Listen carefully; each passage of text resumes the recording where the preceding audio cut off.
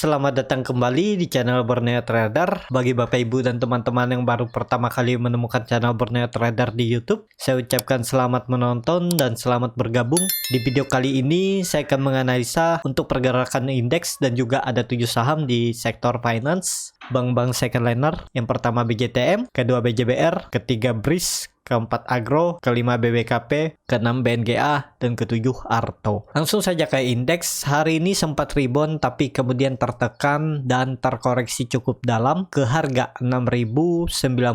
Terkoreksi 0,9%.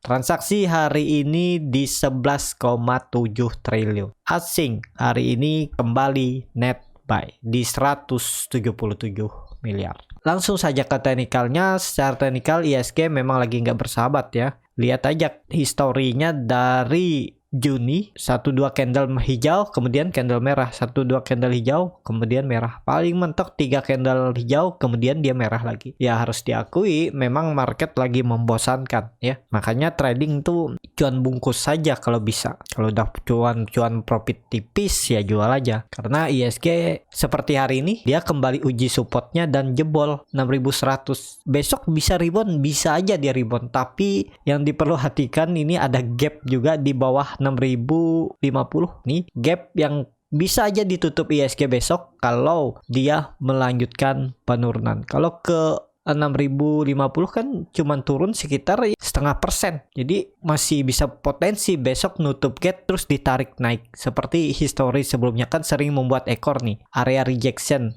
Ini nih area rejection sepertinya nih ya. Ini kan reject. Ini bisa aja nanti besok reject dia dari sini. Ini support 6050. Jadi ada kemungkinan dia reject dan mantul. Jadi seperti itu. Ini kan histori sebelumnya juga nih. Reject area 6050 nih. Jadi ada peluang besok ISG turun dulu. Nah, kesempatan nih kalau Bapak Ibu yang belum punya barang masih punya cash, kalau punya saham incaran, lihat area-area dekat support ataupun support duanya, lihat aja nanti buy on support, buy on weakness kalau dia sudah diturun agak dalam. Misalnya ISG udah ke 6050 dan ada perlawanan. Kalau lihat biasa di RTI kan kelihatan tuh pergerakan indeks. Kalau mulai nyentuh 6050 kemudian dia bergerak ke atas seperti ini. Misalnya besok dia ke 6050 terus dia bergerak, terus dia arahnya naik ke atas, ya coba aja spekulasi buy. Yang pastinya lihat teknikal sahamnya, kalau bagus buy, dan lihat proxumnya. Kalau proxumnya dilihat net buy atau akumulasi ya coba aja ikutan. Cari profit 2-3% ataupun 5% ya kembali ke masing-masing berapa tentunya profit. Yang penting kalau di luar skenario ya udah cut loss saja. Jadi seperti itu. Untuk ISG besok sepertinya masih bisa turun. Kalaupun langsung rebound ya cukup bagus. Tapi kalau turun ya skenario-nya ini saya gambarin kalau turun ya kemungkinan ada rejection di area 6050.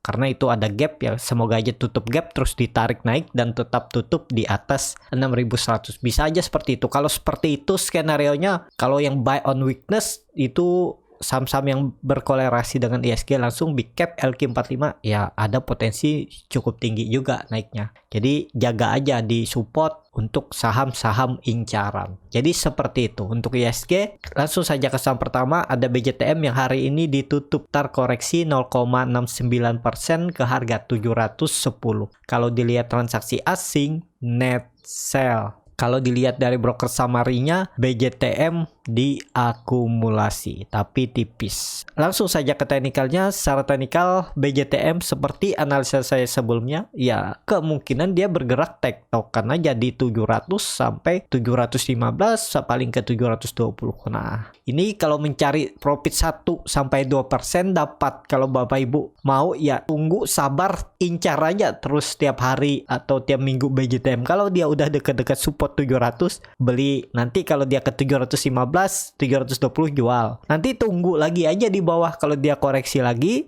beli lagi di bawah, nanti jual lagi. Tektokan aja seperti itu, nggak perlu saham lain kalau Bapak Ibu yang baru mulai belajar saham, sambil coba memperhatikan saham lain. Tapi kalau mau tradingnya dengan dana besar ya ini cocok kalau mencari profit tipis. Dan lihat ini kan dia nggak pernah sampai turun dari 700. Jadi support kuat BJTM itu 700. Ini kan dia di 710. Jadi harganya nanggung. Nanti tunggu dia koreksi ke 700 lagi, beli aja. Tapi ini disclaimer on ya. Ya yang penting kalau dia tutup di bawah 700 udah cut loss. Cari cut lossnya juga 1% aja. Kalau dia ke 695 sampai 690 ya udah jual dulu. Jadi seperti itu kalau mau beli BJTM. Tapi tergantung masing-masing ya.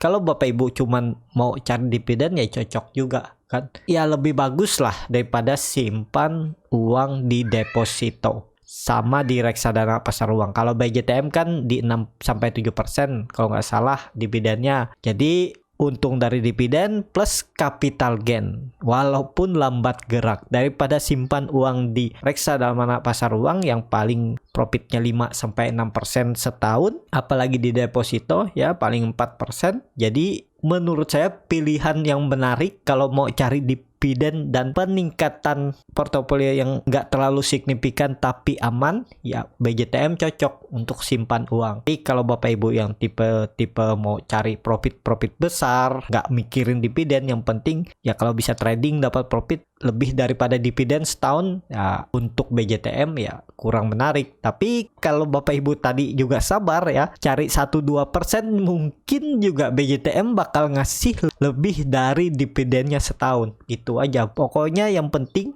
cari support kuatnya, beli ya tektokan aja 1-2% seminggu, 2 minggu, 3 minggu kan lumayan. Coba aja dulu dipraktekkan, dites sesuai nggak omongannya. Kalau sesuai ya udah itu aja, nggak perlu mikir saham lain. Tapi kan ya profitnya nggak sebesar saham lain, cuman resikonya juga kalau trading di saham yang profitnya besar itu resikonya juga besar dan volatile ya. Jadi seperti itu. Untuk BJTM sama ya, paling juga 3 hari ke depan dia tektokan aja di 700 sampai 720 kalau ada rebound. Jadi seperti itu untuk BJTM. Langsung saja ke saham kedua, ada BJBR yang hari ini juga ditutup koreksi tipis 0,4% ke harga 1230. Kalau dilihat transaksi asing kembali net sell. Kalau dilihat dari broker summary-nya, BJBR didistribusi. Langsung saja ke teknikalnya. Secara teknikal, BJBR juga kemarin ada masuk rekomendasi. Memang saya bilang ini saham lambat gerak, tapi aman. Karena kemungkinan besar BJBR ini juga dalam proses akumulasi. Setelah dia downtrend, dia kemudian sideways. Untuk konfirmasinya ya harus breakout 1280. Dan skenarionya kalau baru mau coba beli ya tinggal cut loss kalau tutupnya di bawah 1200. Kalau dia turun dari 1200 itu jual 1195 atau 1190. Jadi seperti itu. Untuk PJBR masih konsolidasi tapi menarik menurut saya karena sahamnya nggak kemana-mana dan nggak ada niat rasa ini ya. Kalau saya lihat nggak ada niat untuk jebol support karena dia selalu mempertahankan area support 1220 sampai 1230. Jadi seperti itu. Untuk BJBR 3 hari ke depan kalau market bagus juga ada peluang rebound tipis 125, kalau mampu lewat baru ke 1280. Langsung saja ke saham ketiga, ada BRIS yang hari ini ditutup terkoreksi 1,8% ke harga 2180. Kalau dilihat transaksi asing, net buy. Kalau dilihat dari broker summary-nya, BRIS didistribusi. Langsung saja ke teknikalnya. Secara teknikal, BRIS masih konsolidasi tapi cukup aman ya karena dia reject area 2180 ya. Jadi berapa kali dia coba turun tapi ditarik naik dan tetap tutupnya hari ini juga di area support minornya 2180. Memang support yang cukup ideal untuk best buy-nya itu 2100. Ini kan agak jauh dan resistennya juga dekat 2250. Nah, bagaimana untuk strateginya untuk BRIS? Kalau BRIS saya lebih suka nanti belinya nunggu dia breakout 2250. Kalau dia sudah di atas sini bergerak baru buy. Target selanjutnya itu 2400 dan 2500. Atau beli BRIS itu tunggu dia ke bawah lagi. Kalau dia kasih koreksi ke 2120, 2130, coba aja spekulasi buy dengan skenario kalau dia turun dari 2100 udah cut loss saja. Tapi kan dilihat ini dia terus membuat lower high baru. Ya cukup aman menurut saya, cuman saya nggak terlalu suka ya kalau dengan tarik garis yang miring seperti ini. Karena misalnya Bapak Ibu tarik garis yang seperti ini, descending triangle, ya otomatis kan cut loss kalau dia turun dari trendline nih. Padahal ada supportnya 2100. Jadi saya lebih suka menggunakan yang klasik ya, support resisten yang seperti ini. Saya juga jarang yang menggunakan seperti descending triangle, bearish pennant, bullish pennant. Penglihatan saya lebih valid karena naik turunnya itu lebih kelihatan jelas. Jadi seperti itu. Tapi tergantung lagi masing-masing. Kalau Bapak Ibu yang baru belajar juga, ya coba aja semua strategi, semua technical, baik cara menggambar chart juga dipelajari sampai menemukan titik di mana Bapak Ibu melihat kenyamanan, dan kenyamanan itu bisa menghasilkan profit ya. Jadi seperti itu, nggak perlu harus sama seperti orang. Kalau Bapak Ibu pakai support resistance seperti ini juga bisa profit, ngapain susah-susah menggambarkan.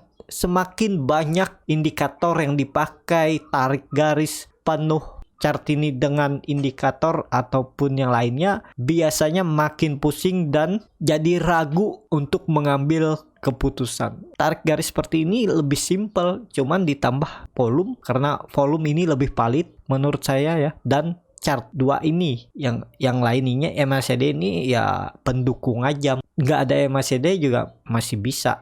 Jadi seperti itu menurut saya ya, tapi tergantung masing-masing ya. Beda orang kan beda cara melihat market. Ada yang harus banyak gambaran biar lebih valid mungkin, dan ada juga yang simple.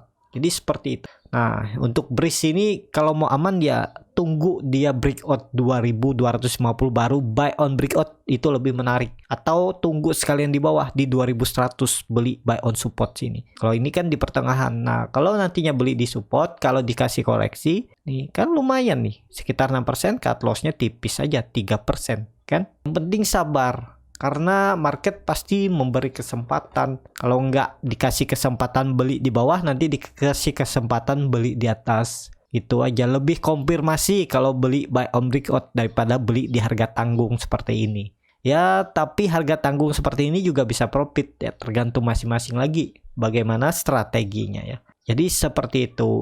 Langsung saja ke saham keempat, ada Agro yang hari ini ditutup terkoreksi juga cukup dalam 4,25% ke harga 2250. Kalau dilihat transaksi asing hari ini net sell. Kalau dilihat dari broker summary-nya, Agro malah diakumulasi oleh broker asing. Akumulasinya di harga tinggi juga nih. Hari ini ada YU di 2268, IF di 2289, CS di 2300, malah MG di 2248 ya. MG masih tipis lah profitnya. Langsung saja ke teknikal ya. Secara teknikal, nah Agro ini menarik karena seperti gambaran saya dulu, dia ini konsolidasi di range harga 2200 sampai 2400. Ini menurut saya ada kesempatan buy di 2200. Coba aja besok kalau dikasih kesempatan, hari ini dia nyentuh 2200 ya. Nah, jadi besok kalau dikasih kesempatan dia koreksi lagi, ya udah beli aja di 2200 dan target profitnya 2400. Sepertinya masih dipertahankan. Walaupun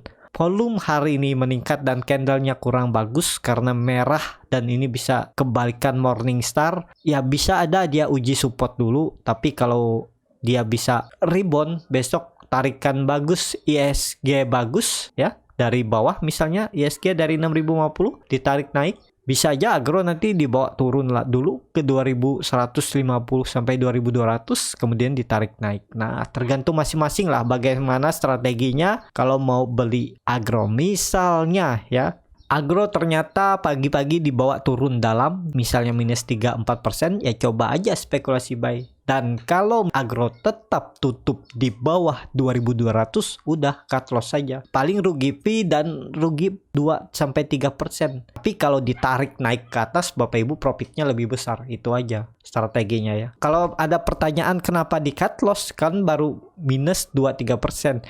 Ya karena dia masih di bawah support. Jadi cut loss saja. Kalau dikasih koreksi dalam di atas 3%, 3-5%, coba spekulasi buy, dan kalau dia tetap tutup di harga pembelian atau di bawah lagi atau misalnya dekat ARB, ya udah cut loss dulu misalnya di 2100, nanti buyback di bawah 2000. Tapi kalau Bapak Ibu mau tetap hold juga nggak masalah. Kalau saya besok dikasih koreksi di atas 3%, ini saya gambar aja biar lebih jelas ya, daripada dengar suara ngomong nanti bingung nih. Misalnya di atas 3% ya. Kan kalau 3%-nya itu sekitaran 2180. Nah, misalnya dia turun sampai 260, 250, coba spekulasi buy. Kalau dia tetap tutup di bawah supportnya 2200 ini, saya akan cut loss. Jadi 1-2% pun rugi, saya akan cut loss dulu. Nanti saya akan buyback lagi di bawah. Sekalian di 2000. Nih, kalau misalnya beli di penurunan 4%, beli 2150, kalau ditarik ke bawah, nih kan dalam nih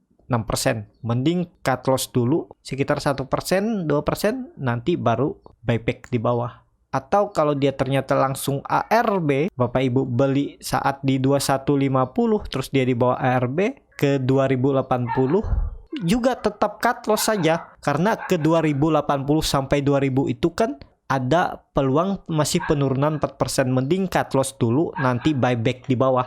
Kalau misalnya dari harga beli tadi 2150 dan cut loss di harga ARB-nya sekitar 3,4% kan, nanti buyback di bawah aja. Nih, kalau buyback di bawah misalnya balik ke 2155 aja. Nih, kan tadi belinya di 2155, 7%.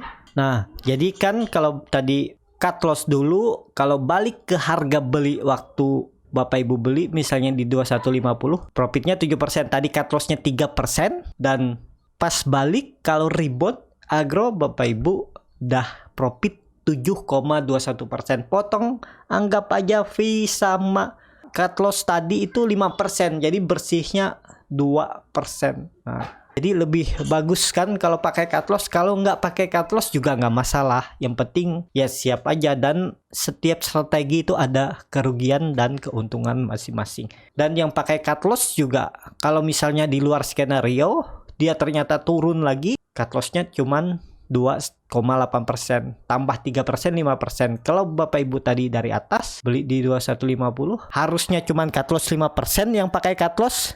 Kalau Bapak Ibu nggak pakai cut loss di pertengahan tadi, kalau misalnya dia jebol 2000, 9,5%.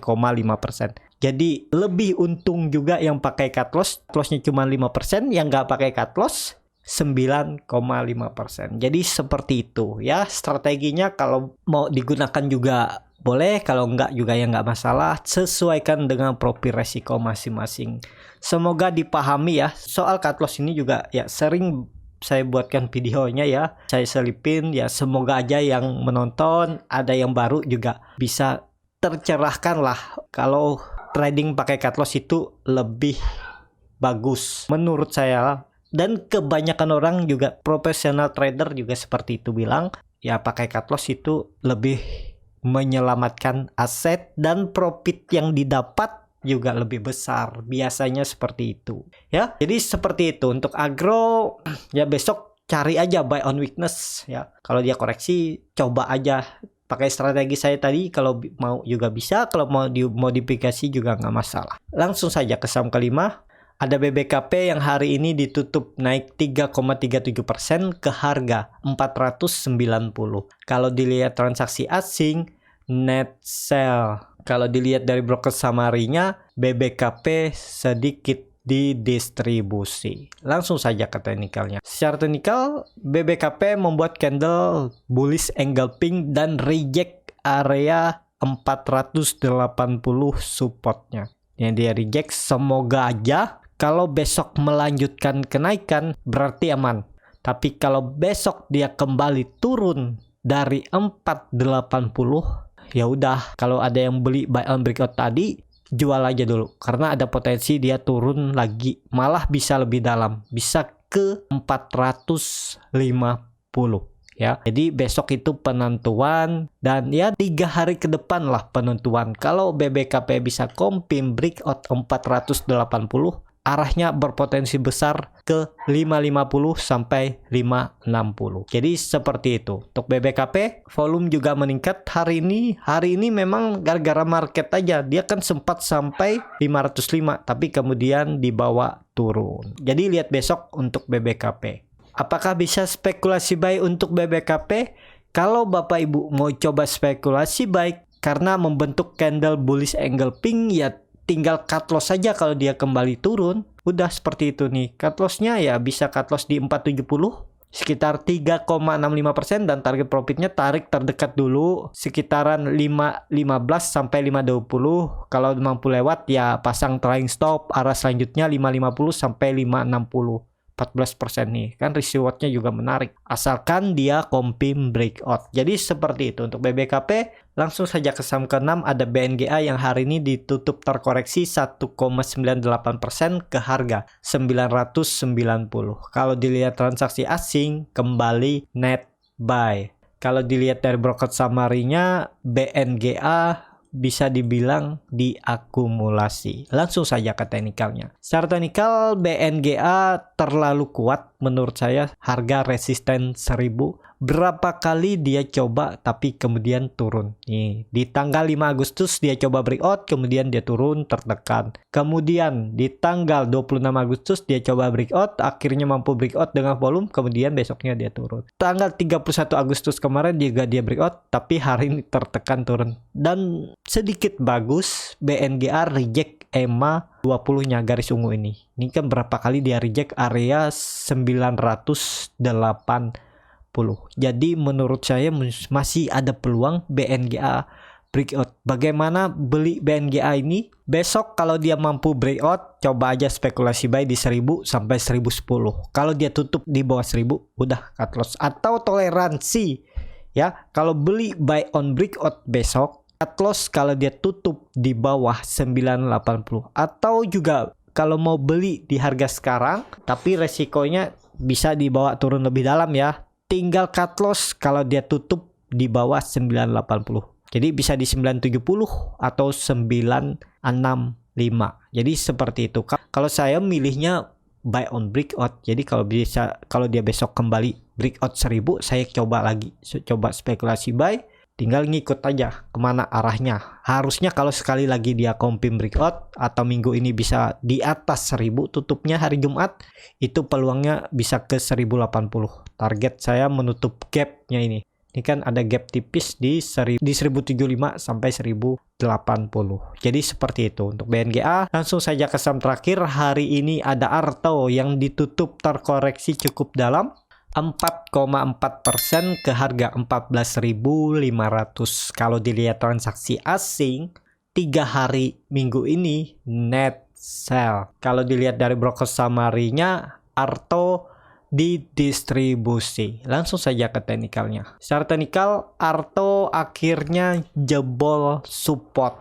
Jadi dengan kondisi seperti ini peluangnya melanjutkan penurunan ke support selanjutnya 14.000 karena Arto ini kan range dari support ke resisten itu sekitar 1000 poin. Jadi ini arah selanjutnya ya ke 14.000. Kalau 14.000 jebol ke 13.000. Kalau ada pantulan di 14.000 ke 15.000 ini cukup menarik. Cari aja pullback terbatas. Misalnya besok dia kasih koreksi, coba aja beli di 14.200 atau 14.100. Kalau dia kasih pullback dapat 2-5%, ya udah jual. Nggak usah mikir dia naik lebih tinggi karena bisa aja pullback terus besoknya candle merah lagi. Mending profit taking, nanti beli lagi di bawah. Kalau dia ternyata lanjut naik ke atas, ya udah berarti bukan rezeki. Itu aja. Daripada Bapak Ibu berharap yang belum pasti besoknya ya, karena market juga kurang bagus,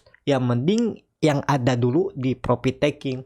Kecuali nanti ISG bullish bagus candlenya, pergerakannya bagus, ya bisa di hold. Kalau kondisi seperti ini ya agak susah hold, apalagi di Arto ini yang kondisinya downtrend ya. Ini posisinya dia arahnya turun. Jadi seperti itu. Untuk Arto, MACD-nya juga sangat tajam mengarah ke bawah, garis biru juga melewati perbatasan garis 0. Jadi sepertinya Arto masih potensi ke bawah. Uji supportnya 14.000. Kecuali dia besok ada market yang bagus, dia bisa rebound, ya bagus juga kalau dia false breakdown dan kembali ke 15.000 hari Jumat ini. Jadi seperti itu. Untuk Arto ya cukup sampai di sini video kali ini.